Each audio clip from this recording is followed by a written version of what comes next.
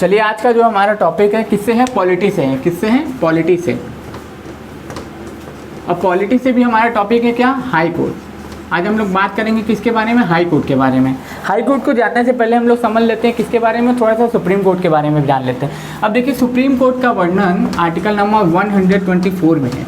Supreme court का वर्णन किस में है, आर्टिकल नंबर 124 में। और सुप्रीम कोर्ट में इस समय जजों की संख्या कितनी है, 33 और +1 है। क्या है, 33 + 1 है। सुप्रीम कोर्ट क्या करता है, फंडामेंटल राइट्स, जो फंडामेंटल राइट्स होते हैं उनके ऊपर रिट जारी करने का काम करता है। डायरेक्ट हम लोग को अगर मौलिक अधिकारों का हनन होता है तो हम आर्टिकल नंबर 32 के तहत, आर्टिकल नंबर 32 के तहत हम लोग जाए सुप्रीम कोर्ट में रिट जारी करवा सकते हैं।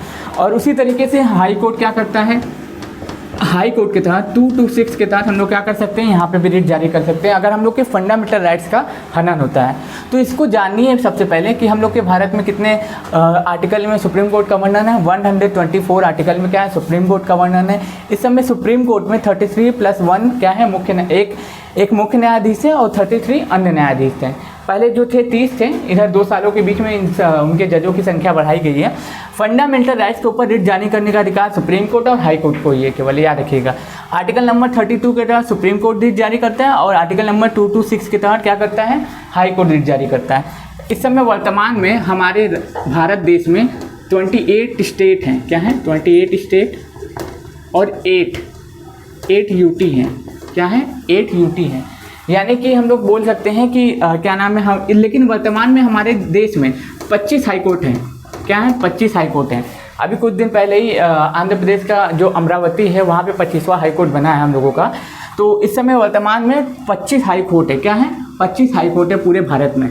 अब देखिए हाई कोर्ट को पढ़ने से पहले हम लोग इनके आर्टिकल के बारे में कुछ समझ लेते हैं जिनमें वर्णन किया हुआ है हाई कोर्ट के बारे में डीपली, जिससे आपको इसको समझने में आसानी होगी। देखिए जैसे कि आर्टिकल नंबर देखेंगे आप, आर्टिकल नंबर 214 के तहत कहा गया है कि भारत में हाई कोर्ट होगा।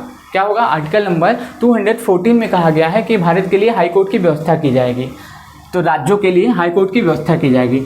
आर्टिकल नंबर 216 में क्या है, 216 में 216 के तहत उसका क्या किया जाएगा, गठन किया जाएगा। आर्टिकल नंबर 216 के तहत उसका क्या किया जाएगा, गठन किया जाएगा। और आर्टिकल नंबर 231 में, आर्टिकल नंबर 231 में कहा गया है कि एक से अधिक राज्यों के लिए एक ही हाई कोर्ट की व्यवस्था की जाएगी। मतलब कि जैसे कि मान लीजिए हम लोग भारत देश की बात करते हैं, ये भारत है, यहाँ पे मान लीजिए आपका क्या है, महाराष्ट्र है, यहाँ पे क्या है आपका, क्या है, कर्नाटक है, यहाँ पे केरल है, यहाँ पे आंध्र प्रदेश है। तो 4-5 राज्य हैं, 4-5 राज्य हैं आप देख रहे हैं। तो इन 4-5 राज्यों के लिए एक ही हाई कोर्ट हो सकता है। इसीलिए क्या कहा गया है आर्टिकल नंबर 231 में कि क्या नाम है, राज्यों के लिए, एक से अधिक राज्यों के लिए हाई कोर्ट की व्यवस्था की जाएगी। किस आर्टिकल के तहत, 231 के तहत। 231 के तहत कहा गया है कि एक से अधिक राज्यों के लिए एक ही हाई कोर्ट की व्यवस्था की जाएगी। 214 के तहत उसका गठन किया जाएगा। 216 के तहत क्या किया जाएगा, उसको गठन करने की प्रक्रिया को संपन्न किया जाएगा। इसका फिर से रिवाइज करते हैं। देखिए 214 में कहा गया है कि हाई कोर्ट की व्यवस्था की जाएगी राज्यों के लिए। 216 में इसका गठन किया जाएगा, ठीक। और इसमें कहा गया है 231 में कि इसमें क्या कहा गया है कि एक से अधिक राज्यों के लिए एक ही हाई कोर्ट की व्यवस्था की जाएगी। अब कभी कभी क्वेश्चन पूछ लेता है कि कौन से भाग में वर्णित है, तो भाग 6। हम लोग के संविधान में टोटल 22 भाग हैं। बेसिकली अगर माने वर्तमान में तो 25 भाग हैं, लेकिन अगर कॉन्स्टिट्यूशन जब बन के तैयार हुआ था तो 22 भाग थे। तो भाग 6 में इसका वर्णन किया गया है, किसका, हाई कोर्ट का।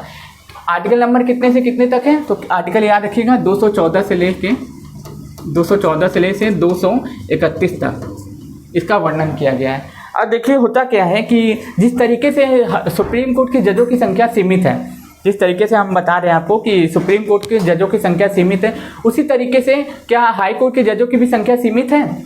जी बिल्कुल नहीं।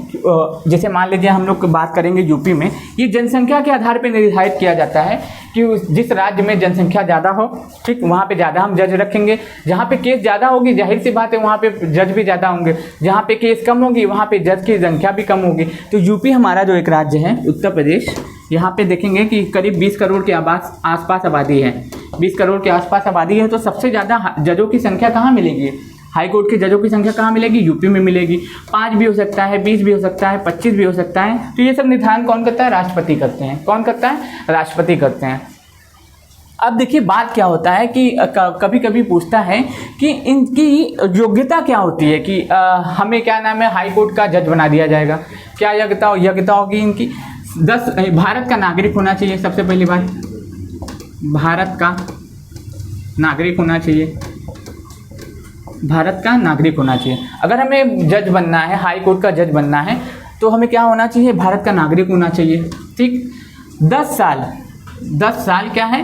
वकालत का अनुभव होना चाहिए। 10 साल वकालत का अनुभव होना चाहिए। वकालत का अनुभव होना चाहिए। कहाँ पे? सुप्रीम कोर्ट या हाई कोर्ट में। ठीक। सुप्रीम कोर्ट या हाई कोर्ट में वकालत का जज का अनुभव भी होना चाहिए। डिस्ट्रिक्ट कोर्ट में भी जज का अनुभव हो तो चलेगा। ये दोनों अगर क्राइटेरिया हम लोग फिल करेंगे तो हमें क्या मिलेगा? वहाँ के जज बनने का मौका मिलेगा। पहला, भारत का नागरिक होना चाहिए और 10 साल सुप्रीम कोर्ट या हाई कोर्ट में न्यायाधीश का अनुभव होना चाहिए, या फिर हमें 10 साल वकालत करने का, मतलब कि वकील केस लड़ने का क्या होना चाहिए? अनुभव होना चाहिए। केस लड़ने का अनुभव होना चाहिए। तो क्या क्या हो जाएगा? पहला, भारत का नागरिक होना चाहिए। सुप्रीम कोर्ट या हाई कोर्ट में क्या का होना चाहिए? जज के पद पर रहे हों, 10 साल का अनुभव है हमें, या फिर हमें क्या हो किसी भी क्या नाम है न्यायालय में 10 साल का अनुभव हो, तब हम क्या बन पाएंगे? उस हाई कोर्ट के जज के योग्यता के लिए निर्भर होंगे। अब जो पूछता है कि सुप्रीम कोर्ट के जजों की जो आयु होती है रिटायरमेंट की, 65 वर्ष या 5 वर्ष, 65 वर्ष या 5 वर्ष, जो भी पहले हो। अगर हम देखिए सुप्रीम कोर्ट के जज बनते हैं 65 वर्ष या 5 वर्ष, इन दोनों में से कोई भी एक कार्य पूरा जैसे ही होगा हम रिटायर हो जाएंगे। जैसे मान लीजिए एग्जांपल मैं ले लेता हूँ कि 61 साल की उम्र में मैं क्या बना? 61 साल की उम्र में मैं क्या बना? सुप्रीम कोर्ट का मुख्य न्यायाधीश बन गया। ठीक। सुप्रीम कोर्ट का मुख्य न्यायाधीश बन गया। सुप्रीम कोर्ट की बात कर रहा हूँ, कंपेयर करिएगा इसको। ठीक। 61 साल की उम्र में हम क्या बन गए? सुप्रीम कोर्ट के न्यायाधीश बन गए। तो कैटेगरिया क्या दिया हुआ? या तो 5 वर्ष या तो 65 वर्ष, जो पहले हो उसके बाद मेरा रिटायरमेंट हो जाएगा। तो अब मेरा 5 साल कार्यकाल नहीं है, केवल 4 साल है। अगर हम 65 के होंगे तो हम रिटायर हो जाएंगे। क्या हो जाएंगे? 65 के होते ही रिटायर हो जाएंगे। NV रमन्ना इस समय क्या 48वें न्यायाधीश के रूप में चुने गए हैं सुप्रीम कोर्ट में, याद रखिएगा। या तो 65 वर्ष या तो 5 वर्ष, जो भी पहले हो, उसके बाद हम रिटायर हो जाएंगे। कहाँ पे? सुप्रीम कोर्ट में। Supreme court. अब लेकिन हाई कोर्ट में कुछ अलग है। सुप्रीम कोर्ट की जजों की नियुक्ति कौन करता है? राष्ट्रपति करता है। कौन करता है? राष्ट्रपति करता है। याद रखिएगा, सुप्रीम कोर्ट के जजों की नियुक्ति कौन करता है? राष्ट्रपति करता है। अब हाई कोर्ट में भी हम बात करते हैं। हाई कोर्ट में क्या है? देखिए हाई कोर्ट में क्या होता है कि इसमें 62 वर्ष या 5 वर्ष, 62 वर्ष या 5 वर्ष जो पहले हो, उसके बाद हम रिटायर हो जाएंगे। अब जैसे कि मान लीजिए 60 साल की उम्र में हम जज बने। ठीक। हाई कोर्ट के जज बन गए 60 साल की उम्र में। ठीक। 60 साल की उम्र में हम हाई कोर्ट के जज बन जाते हैं। मान लीजिए हम 60 साल की उम्र में हाई कोर्ट के जज बन जाते हैं, तो मेरा कार्यकाल क्या रहेगा इन दोनों में से? या तो 5 वर्ष पहले होना चाहिए या 62 वर्ष पहले होना चाहिए। यही फंसाता है कि 5 वर्ष या 62 वर्ष, तो कई लोग इसमें कंफ्यूज हो जाते हैं। तो होता क्या है? या तो 62 वर्ष पहले कंप्लीट हो जाए या तो 5 वर्ष पहले कंप्लीट हो जाए। तो अब हम 60 में बने हैं तो 62 में हम रिटायर हो जाएंगे। ये थोड़ी ना है कि 5 साल हम गद्दीए पे बैठे रहेंगे, हम केस क्या नाम है संभालते रहेंगे, क्या नाम है लोगों को न्याय देते रहेंगे। तो इसीलिए यहाँ पे कैटेगरिया बना दिया गया है, एक रूल है, रेगुलेशन बना दिया गया है कि हाई कोर्ट के अगर आप जज होते हैं या 5 वर्ष या 62 वर्ष जो पहले हो, तब आप क्या करेंगे? रिटायर हो जाएंगे। और सुप्रीम कोर्ट में 65 वर्ष या 5 वर्ष जो भी पहले हो, तब आप रिटायर हो जाएंगे। अब देखिए फंसता मैटर कहाँ पे है कि इनको शपथ कौन दिलाता है और इनकी नियुक्ति कौन करता है और इनको हटाता कौन है।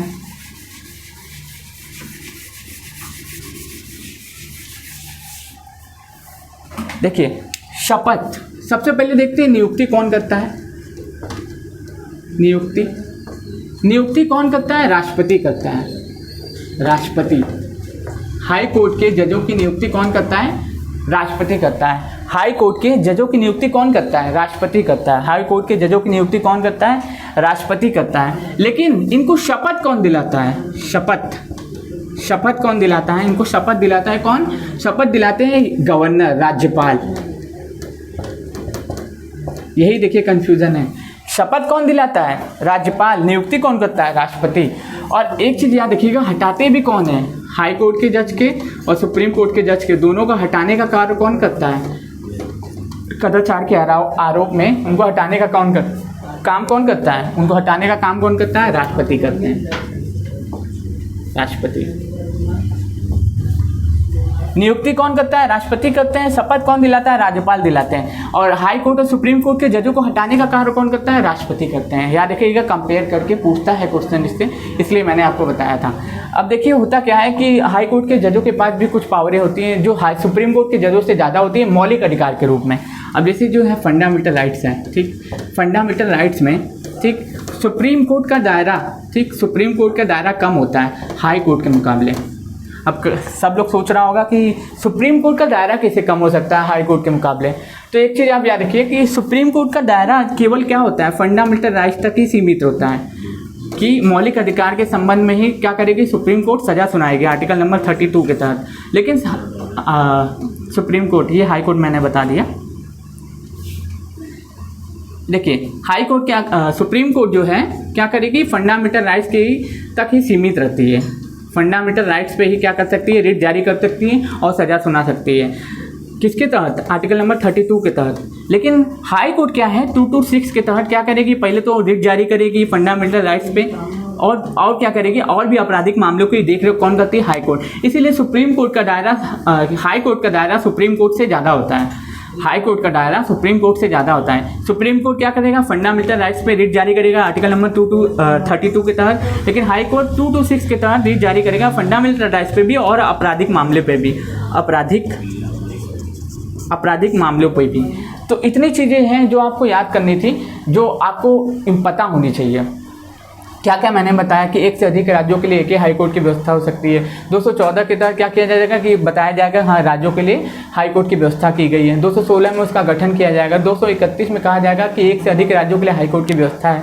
अब पूछता है क्वेश्चन कि जो हमारे जो ये होते हैं हाई कोर्ट के जो जज होते हैं, जो न्यायाधीश होते हैं, उनको अपॉइंट कौन करता है? तो कौन करता है? प्रेसिडेंट करते हैं। उनको हटाता कौन है? तो कौन हटाता है? प्रेसिडेंट हटाता है। उनको शपथ कौन दिलाता है? तो कौन? गवर्नर दिलाते हैं। राज्यों के राज्यपाल दिलाते हैं। अब क्वेश्चन ये पूछता है कि हाई कोर्ट का जज बनने के लिए हमें क्या चाहिए? सबसे पहली बात, हमें भारत का नागरिक होना चाहिए, भारत का नागरिक होना चाहिए। वकालत का अनुभव होना चाहिए, जज का अनुभव होना चाहिए 10 साल का, तब भी हम बन सकते हैं। या फिर हमें किसी भी न्यायालय में 10 साल वकालत का अनुभव होना चाहिए, तब हम बन सकते हैं। ये योग्यता होती है, क्या होती है? जज बनने की, हाई कोर्ट की।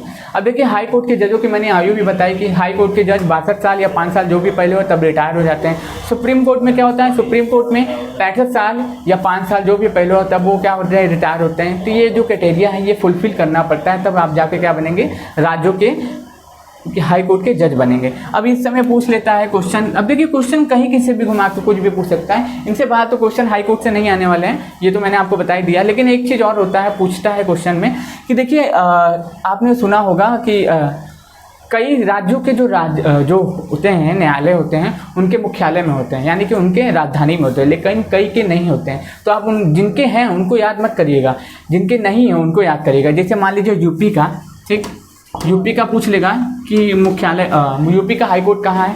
तो यूपी का हाई कोर्ट बेसिकली है कहाँ पे? इलाहाबाद में, इलाहाबाद में, ठीक। लखनऊ में उसका खंडपीठ है, लखनऊ में खंडपीठ है। पटना का पूछ लेगा, पटना का पूछ लेगा। देखिए बिहार का कहाँ पे है? बिहार का हाई कोर्ट कहाँ है? पटना में। तो ये सब चीज़ें मत याद करिएगा।